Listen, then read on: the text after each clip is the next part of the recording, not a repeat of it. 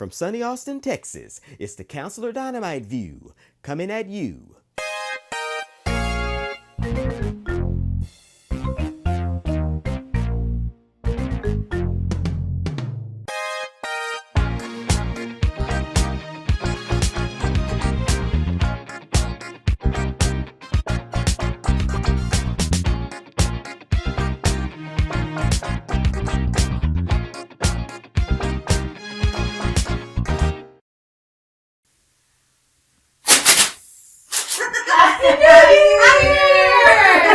Hello and welcome to the Counselor Dynamite View. We are so happy you're joining us for this month's show. And we have just got back from Christmas and New Year's break. How was Christmas and New Year's for y'all? It was amazing. It's so nice to just kind of rejuvenate, reconnect with family and friends. I've enjoyed it. It was good. It was fun watching the kids open their gifts and the excitement And then partying afterwards for the New Year's, bringing the New Year's is so much fun. And so today we are going to be talking about goal setting as it relates to our children. And so Jen, I know you have some information kind of about top resolutions. I do. I looked up a few statistics about New Year's resolutions, and so I thought I'd read off the top 5 or so resolutions. Losing weight, surprisingly, is not surprisingly, is number 1. Getting organized, spending less, saving more, enjoying life to the fullest, and staying fit and healthy are the top 5 resolutions. So not a big surprise to me. I bet we've all kind of wanted a little bit more of that in our lives. But what was really interesting is that while about 50% of Americans set resolutions, only about 8% feel that they're successful with their New Year's resolutions. So I just thought that's kind of interesting because, I know I set resolutions and I set some other intentions at the start of every New Year. So I'm excited about this topic today. What's interesting is I remember growing up and my mom would always say something like, I'm going to lose weight. And it's interesting that when you have your own family that does that, I grew up in the household with her, and then as I got older, I began to say, I'm going to make a resolution to lose weight or eat healthier or get more rest. So that's interesting also. I don't know. So I think it's important that we talk about the definition of a goal and a resolution, which we know resolution is some things that we hope to do, and then a goal is kind of our roadmap to getting things accomplished or having an end in mind when we talk about a goal. And so for me, goals matter because you have the steps to get to what you want to accomplish. And for me, some of the barriers for my own accomplishing my goals is when I don't have motivation sometimes, or I don't have the motivation to continue to set the goals or to accomplish the goals, or even just my own negative self-talk that happens with me setting goals. Sometimes I shouldn't have that candy bar, and I'm just like, forget it. I'll just run an extra lap, maybe burn it off, and I have to, think about that. Those are some barriers for me. What about you guys? I find that like barriers sometimes are just things that happen in life. Just, you have a goal set in mind and all of a sudden you get a curveball from life and you have to readjust and relook at things and try to figure out how do I get myself back on the path, or do I divert and go to a different path. I think that's kind of always the thing when I set goals. I find that happens to me. Life interferes with me achieving my goal. And for me, faith, I think, has a lot to do with that. I think sometimes it's just kind of, you have to give the steering wheel to somebody else. So, anyway. Yeah, I think for me, it's interesting because I was talking with my husband. We're looking at name meanings, and part of what my name meaning has to do with me being a little bit interested in lots of things, but not always accomplishing something. And that's actually really true. Sometimes my ideas are so big or so broad, or I have so many things I want to work on, it's hard for me to get focused. And so focus can be an obstacle for me. I found that a really powerful way of kind of moving through that when you have so many things you want to do. I want to lose weight, I want to get healthy, I want to do more professionally, I want to learn more, is what I like to do is just kind of write everything that it is I want to accomplish, what I hope to do, just kind of like a streaming consciousness. Just write down all those thoughts, and then take a minute to look at what I actually have control over and what I don't have control over, weed that out. Once I have my kind of list of the things I can control and the things I want to do or accomplish, then I kind of zone in on a couple, 2, 3 tops, really important goals or areas of focus that I want to zero in on.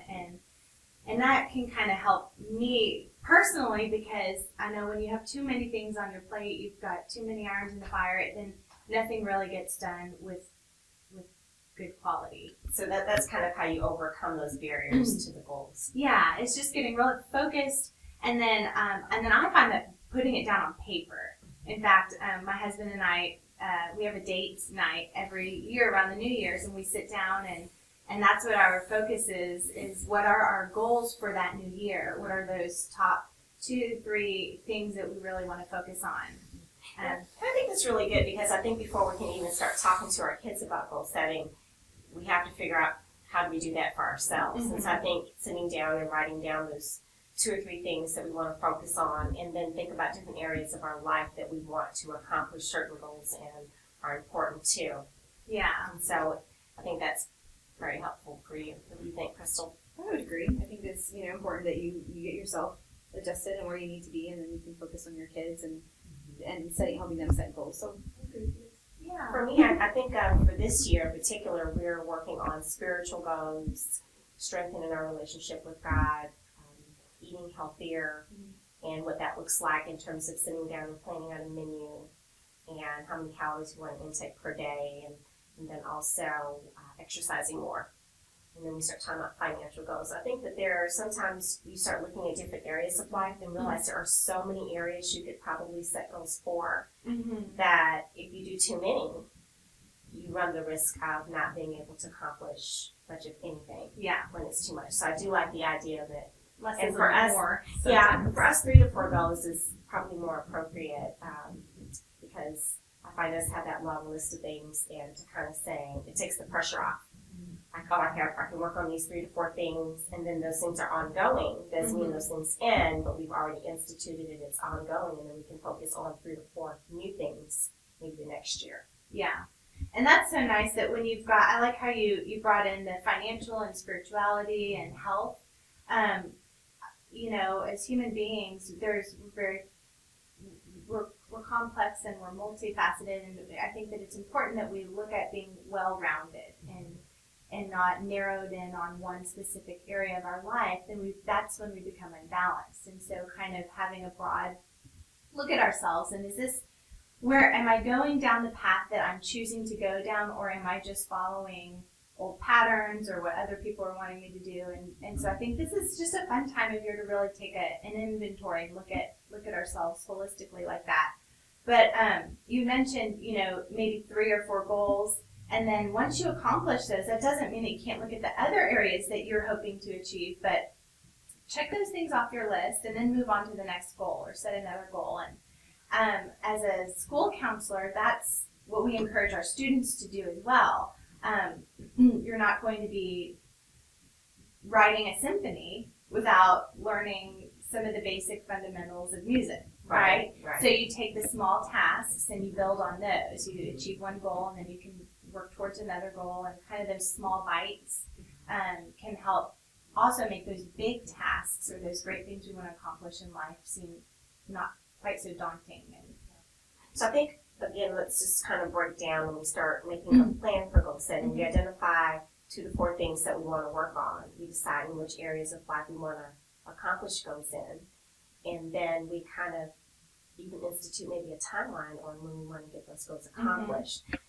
Begin with an end in mind. And once we reach our goals and we stay in alignment with our timeline, then we can also look at how do we celebrate when we accomplish our goals, which that's a big thing for me. I know, I love that. I'm all about the party. You are always so good about encouraging me to celebrate every little task, and I think you said that about working towards my LPC, which is a current goal I'm working on.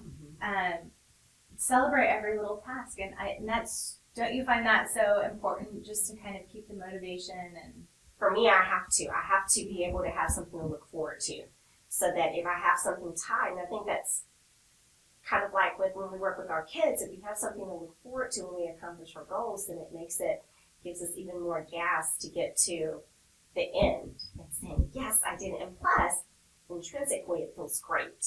Yeah, You to know, be it's- rewarded for your good efforts. Yes, and then I can see the fruit of my labor. So when we start talking about our own goals as adults compared to kind of the goals for children, what kind of areas do y'all see with your own children and then versus goals for kids at school? Mm-hmm. So for us at home, we're starting to work with Lillian about finances. We do have the spiritual goals already, but the financial part, because she's at an age now where she gets cash in her pocket. So we have to talk about tithing. Mm-hmm. We have to talk about putting a percentage in savings, and then the other part, put in your pocket, but choose wisely what you're going to spend. And then the other thing that we work on with her is about health. You know, making good choices about what you're going to eat and the importance of exercising. What are some of the things you guys are doing with your kiddos? Well, my kids are so young right now. It's just basically, work on cleaning up. With Elijah.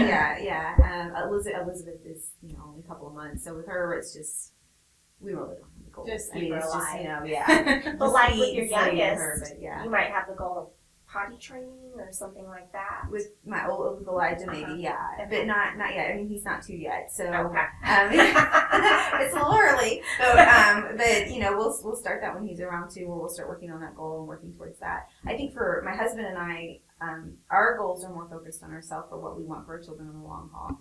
And I read a great little thing on Facebook about where a mom had shared that she doesn't want her daughter to want to be thin or want to be certain things. She wants her to be healthy, and looking at herself and examining herself and how she's showing her daughter to do that, and how she's showing her daughter to incorporate things as life choices, such as the exercising. I don't do this because I want to be thin. I do this because I want to be healthy, because it's going to help me be strong. I don't eat, these foods because, I want to be thin. I'm eating these foods for that, once again, that health purpose. And so Corey and I are looking at our lives and trying to figure out how to find that balance so that we can achieve that for our kids, so that we're modeling that for our kids.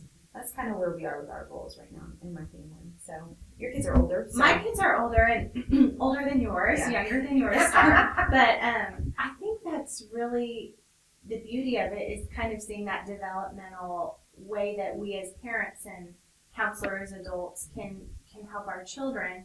Is first, it begins with us. We need to kind of work on cleaning up our own selves and really identifying what are our priorities and how can I live it. If I can't give what I'm not living, I can't give what I don't have. And so I know I work on that constantly. It's kind of keeping my side of the road clean and doing those things and modeling and living those values that I want my daughter to inherit and my son to have as well. And then what we do as a family, because I have an almost 4-year-old and I have a 6-year-old, and so they're young. They're kind of young to be talking about things like tithing and how to use their allowance. We do give them an allowance, and it's we do talk about spending money on a very, very basic level, but we set family goals, and we actually have a family mission statement. And what we did is we involved our kids in what is important to us as a family. And we talked about, for us, God is important, helping others is important, and having fun. Our kids really make sure that that's in there and want to have fun. So we have a mission statement. We revisit it, maybe once or twice a year, and we adjust that. But then from there, we kind of have those core values. What is it? Kind of looking at myself personally, in the areas of heart, body, mind, spirit, finances.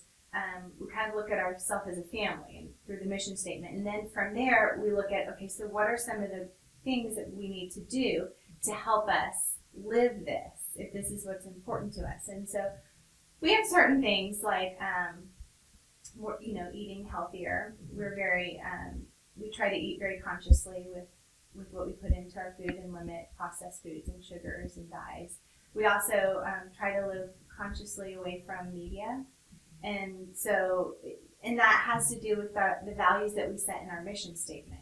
And we actually write them down. They're written down. They're in they're posted in the hallway when you come in from the garage, which is the entrance we use most frequently, and they're in our kitchen. So it's something that is a constant, and it's not just visited at New Year.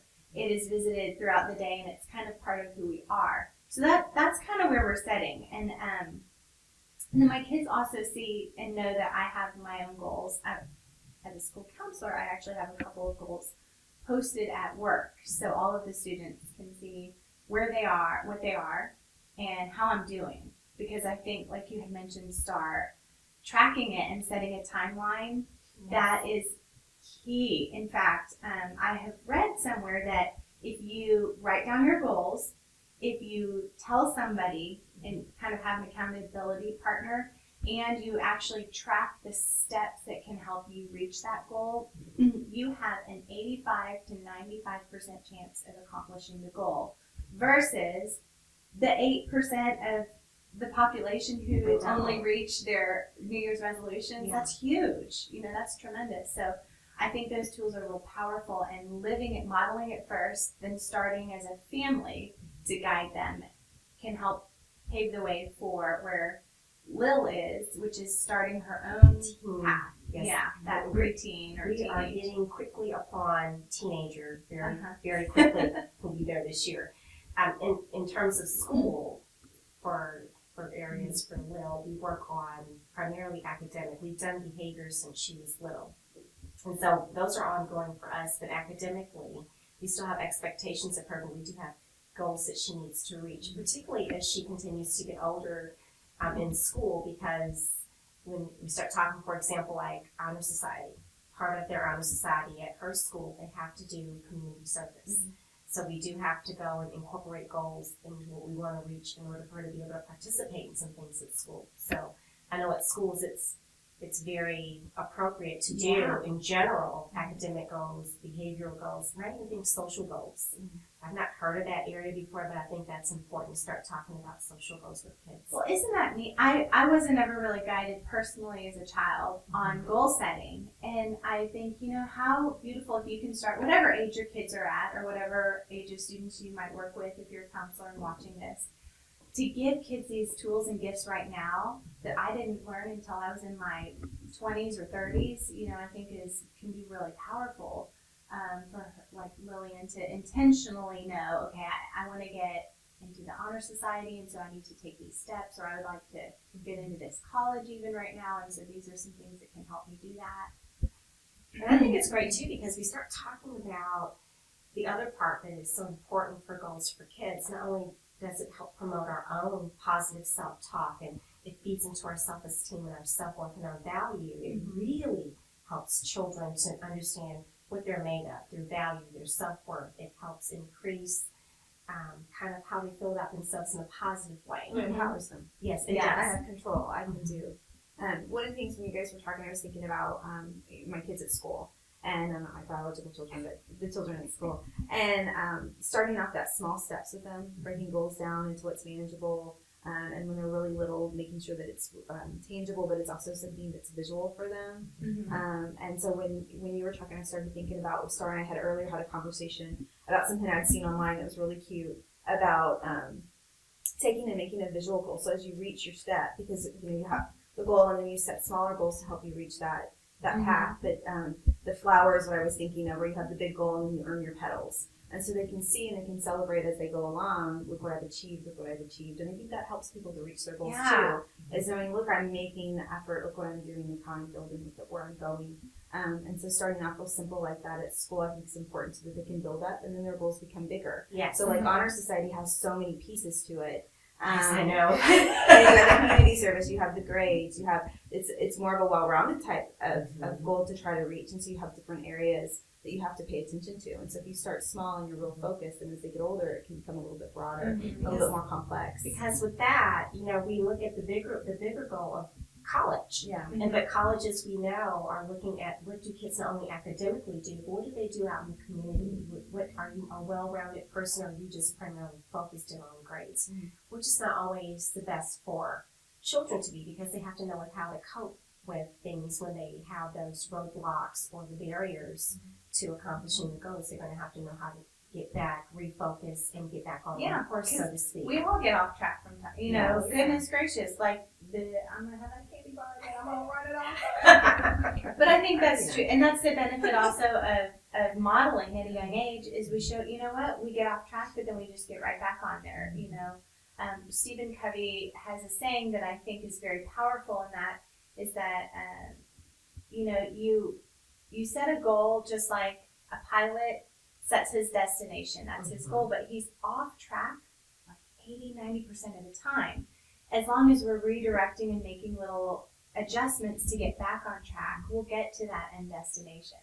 And to me, that's what goal setting is. It's not living out of circumstance, it's living out of intention. And so it doesn't mean that we're living perfectly, it doesn't mean that we're always on track, but as long as we keep that intention out there, we'll head the right direction, whatever that is. And I think that's really powerful. I bet we could put, because I know I was thinking about some of those little goal trackers for young children. Because I think, you know, as a parent or somebody who may not work with a lot of young children, and goal setting like a school counselor does, is something that comes kind of more natural for us. There's a lot of powerful tools out there that are so simple, easy as like little connect the dot pictures. Every time you do something, you get to reach another thing. And you can use them for behavior or for academics or for lots of things. Whatever those 3 or 4 goals are, you can show them, you know, you can see your progress. Like a little sticker chart or something. I bet we could find some links and put them up on the counselor Actually, we will have some on the website. And I think like the chart that you were talking about, the flower, they have the sticker charts, they have, for the older kids, they have the goal setting sheets, which are really nice because the kid can write down, you know, first of all, you have to have a dialogue with your child of, okay, what things do you want to accomplish? For example, academically, what do you want to do? Because they have to be able to buy into it, first of all. And so once you have that conversation with them, they bought in, you write down on the goal sheet, for example, this is the goal, and this is, you know, the steps I'm going to use to get there. This is how we'll know that I accomplished the goal. And then, you know, my favorite at the end is how do we celebrate that you've accomplished? Because I'm all about the Well, I celebration. think it's important that you help them to set reachable goals too. I think sometimes when I always get tickled when I go into classrooms, and usually I find this in the older rooms that, you know, the 3rd, 4th, and 5th graders, they all want straight A's, or they all want, you know, I'm gonna make a perfect score on this, or I'm gonna do, and their goals are great, very ambitious, but often not realistic. Do you think that's the parent, or do you think that's the child? I think that that's the child, because they are so, you know, they have, you know, they can do it, you know, and I'm going to do it, and everything's an option. And so at the same time, you want to encourage them, but you want them to set something realistic, or maybe break it down and let's look at, like, what does that actually mean to you? Exactly. Yeah. Well, or instead of looking at the whole semester goal, well, maybe, hey, let's look at a week goal, and let's build it from there and build up, and you know, help them to be realistic in their expectations and what they can achieve too. I think that's very important, because I know that that's sometimes why I don't meet goals that I've set for myself, because sometimes I'll set a goal and it's really unrealistic. Like, I want to lose weight, so I'm going to work out every single day. Well, hello, that's not going to happen. So, you know, trying to be realistic and say, okay, well, this is my ultimate goal, and how am I going to, what are my steps going to be? Well, taking a step back and being like, okay, I don't have a lot of free time. So I'm thinking I can do 2 afternoons. You know, that's my goal right now is 2 afternoons. And it's not, I'm going to run. I'm probably going to need to walk for a little while until I build up some stamina. You know, it's like taking a step back and looking at what's something that's manageable for me, and helping kids to look at that too. I love starting with the little ones. I know we said 3 areas, but maybe even 1. Yeah. You know, just kind of focus on one thing, and short term, because kids that you know, that's hard for them to put something over a long period of time, making it something they can reach quickly. I like that, because we have to remember we have to keep it simple. And some other things I just want to share with y'all. So we have to display it, like you said, display it in an area where the kids can see it, whether it's in school or it's at home. Write the goal as an I statement. I can make my bed, or I can try when you buy the food or whatever. Start small, which is perfect. You know, you have to do what's appropriate, age appropriate. The positive self-talk. Kids need to learn how to be able to encourage themselves even when no one else is encouraging them. And then for us, we have to be a role model for our kids, which is something that you talk about. And that means, all of that, which you just said, start small, write it down, positive statements, all of that are those things that we need to practice. And I found that with people, especially those positive statements, those positive affirmations, those can be the most challenging for adults, especially who have been conditioned to say negative things about ourselves. And then our kids are picking that up. Okay, so if we start talking about takeaways, or we want to highlight for our viewers, what kind of things do y'all want people to take away? What are your takeaways from today? For me, it's, manageable. Make sure that you're thinking something that's manageable, something that you can handle when you set a goal. Being realistic with your goals and your steps to reach that goal. And be kind to yourself. Yes. You are going to get off track. You are going to, miss the boat. And it's okay to go back to the drawing board and say, maybe that was a little ambitious. Maybe I need to tweak things a little bit. I think there's nothing wrong with that. Yeah. Just be flexible with it. Jenna? I would say my biggest takeaway would be just to recenter yourself and really allow it to come from the heart, to really get those thoughts and ideas and intentions out on paper, and to get real clear on what it is that you want. And once that's clear, write it down. It's so very, very powerful to write it down. And then just, like you said, be kind to yourself. Give yourself a free pass if you slip up, and just keep the focus going that direction. Okay, so here are my takeaways. I like the set specific, realistic goals. We have to remember that it takes time for a change to become a habit. Repeating a goal makes it stick. So they used to say practice makes perfect, but I like practice makes permanent even better. So remember, practice makes permanent. Pleasing other people does not work, so it has to be something that you want to do for yourself. So we have to be the one to set it and for us to buy in. Something that I don't think we talked about it briefly, but roadblocks don't mean failure. So how do we tweak something if it doesn't go kind of the way we plan? What do we do to get us back on the right track? And then again, for us as adults, the parents, be a great role model. So, And there's some great books that can help you with goal setting, especially if you're working with children or with yourself. For me, I always focus in with kid books, but I love The Little Engine That Could. I think that's a great way to start with kids with goal setting. He was trying to make it, and he had to give that positive self-thought or talk. I think I can. I think it's important to restate your goal, to be focused in on your goal, to say it to yourself over and over again. I think that's a great place to start. And teachers can even take that, or counselors can even take that. You can make a classroom book and have the kids set a goal. I think I can, and what do you think that you can achieve? I think it's a real basic place to start. It's a good love book that book. Goes into it. Yeah, such a good book. And It you can is. do that It's with any age. You Yeah. can even do that with adults. I mean, there's so much symbolism in that book. yeah. There is. Well, I'm a big fan of Dr. Wayne Dyer, and he's written a couple of books. The one for adults that I would recommend is called Wishes Fulfilled, and it's really about putting that intention out and living out of choice and not circumstances. And it's very powerful for adults, and he has kind of a complement to it for children that's called Don't Let What You Say Get in Your Way. And that's about that positive self-talk and not living out of other people's what they want or their intentions, but your own life. And this is our path, your path, my path to live, not someone else's. And I think that's really powerful. We can even teach that to young children. And Dr. Dyer does that. So I love that. those are my book picks. I think I'm going to pick that book up. Ah! It's super Great interesting. one. Okay, my book is called Making Every Day Count for Young People on Problem Solving, Setting Goals, and Feeling Good About Yourself. Really good. Which is so powerful, because when you feel good about yourself and you do things with intention, you have a better chance of accomplishing what you set for it to do. This book is written by a lady named Pamela Esplin, and it's just a really great book. She starts off with positive affirmations in the book. Starts off with a short story, kind of puts me in the mind of Chicken Soup for the Soul, but there's a story that she has, and then there are different goals that children can think about accomplishing according in alignment with the affirmation for that day. Excuse me, brain freeze. And so that's my book pick. Well, great. Well, there's a wealth of resources out there for goal setting and helping kids track goals and lots of other books, and you can find these resources and a lot more on our website, www.counselordynamite.com.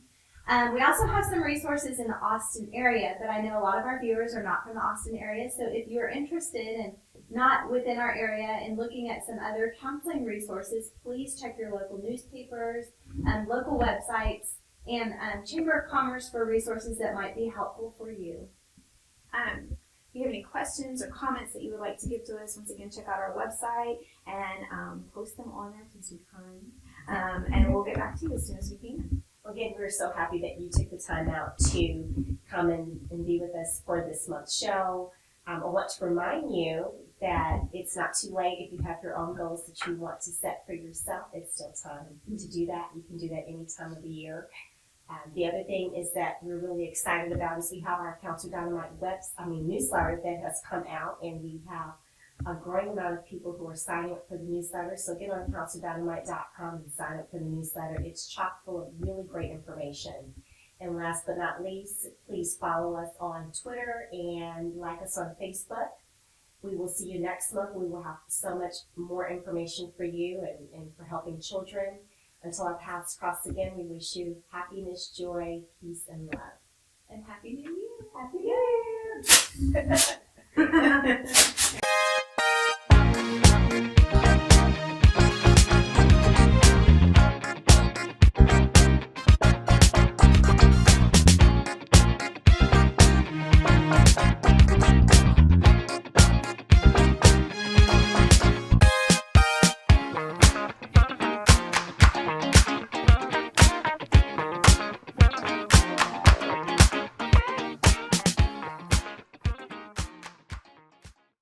The content of the Counselor Dynamite View, owned and operated by Life Mentors Counseling, PLLC, is intended for general information purposes only. The information, views, and opinions expressed in this online talk show are not specific medical, financial, legal, or counseling advice. The content of this video is not intended to treat, diagnose, cure, or prevent a situation or condition. Individuals with mental health concerns should consult their doctor and/or mental health care provider for professional medical advice, medications, or treatments. If you have a mental health problem, we encourage you to speak to your doctor or mental health professional immediately about your condition. No liability, explicit or implied, shall be extended to the Counselor Dynamite View, the show hosts, or Life Mentors Counseling, PLLC, whose words and/or opinions appear from or on this show.